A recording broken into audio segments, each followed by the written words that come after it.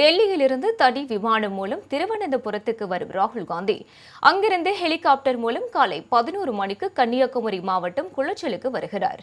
அங்குள்ள கலை மற்றும் அறிவியல் கல்லூரியில் நடைபெறும் பரப்புரை கூட்டத்தில் காங்கிரஸ் மற்றும் கூட்டணி கட்சி வேட்பாளர்களை ஆதரித்து உரையாற்றுகிறார். பின்னர் நெல்லை மாவட்டம் நாங்குநேரிக்கு செல்லும் ராகுல் காந்தி களக்காடு மெயின் ரோடு பகுதியில் நடைபெறும் பரப்புரை கூட்டத்தில் பங்கேற்று காங்கிரஸ் வேட்பாளர் ரூபி மனோகரன், அம்பாசமுத்திரம் காங்கிரஸ் வேட்பாளர் VP துரை, ராதாபுரம் தொகுதி திமுக வேட்பாளர் அப்பாவு, பாளையங்கோட்டை திமுக வேட்பாளர் அப்துல் பஹாப், நெல்லை தொகுதி திமுக வேட்பாளர் சுப்பிரமணியன் உள்ளிட்ட கூட்டணி கட்சி வேட்பாளர்களை ஆதரித்து உரையாற்றுகிறார்.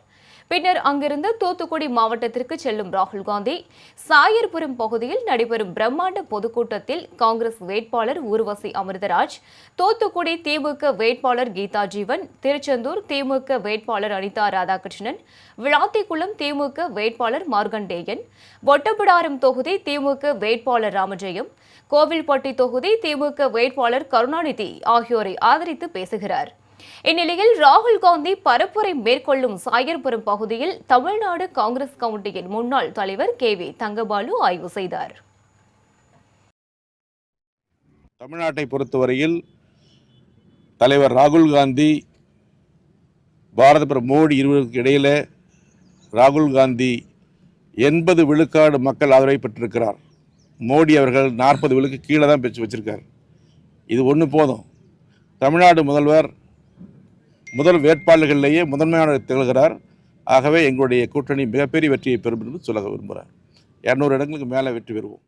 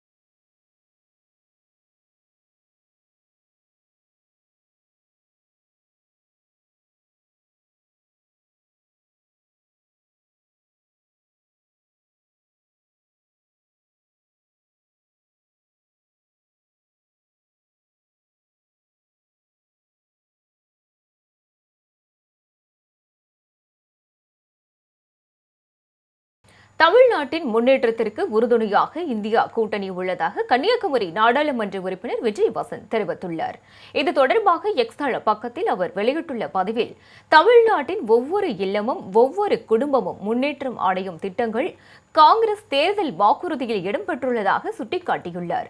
பெண்களுக்கு மாதம் 2000 ரூபாய் நேரடி நிதியுதவி, முதியவர்கள் மாற்றுத்திறனாளிகளுக்கு மாதம் 2000 ரூபாய் உதவித்தொகை, கல்லூரி மாணவர்களுக்கு 2000 ரூபாய் கல்வி உதவித்தொகை, 300 நாட்களுக்குள் அரசு பணியிடங்களை நிரப்புதல் உள்ளிட்ட செயல் திட்டங்களை காங்கிரஸ் முன்னெடுத்து வருவதாக அவர் குறிப்பிட்டுள்ளார். 60 விழுக்காடு அரசு வேலை வாய்ப்புகளை உள்ளூர் மக்களுக்கே ஒதுக்கி தமிழ்நாட்டு இளைஞர்களுக்கு வேலை வாய்ப்பில் முன்னுரிமை அளித்தல், முதல் முறையாக சொத்து வாங்கும் பெண்களுக்கு இலவச பதிவு வசதி உள்ளிட்ட வாக்குறுதிகள் ஒரு வலிமையான சமத்துவமிக்க தமிழ்நாட்டை கட்டமைப்பதற்கான உறுதிப்பாடு என்றும் அவர் சுட்டிக்காட்டியுள்ளார். மக்கள் நம்பிக்கையுடனும் கண்ணியத்துடனும் முன்னேறுவதை உறுதி செய்ய இந்தியா கூட்டணி தமிழ்நாட்டின் பக்கம் உறுதுணையாக துணை நிற்கிறது என்றும் அவர் குறிப்பிட்டுள்ளார்.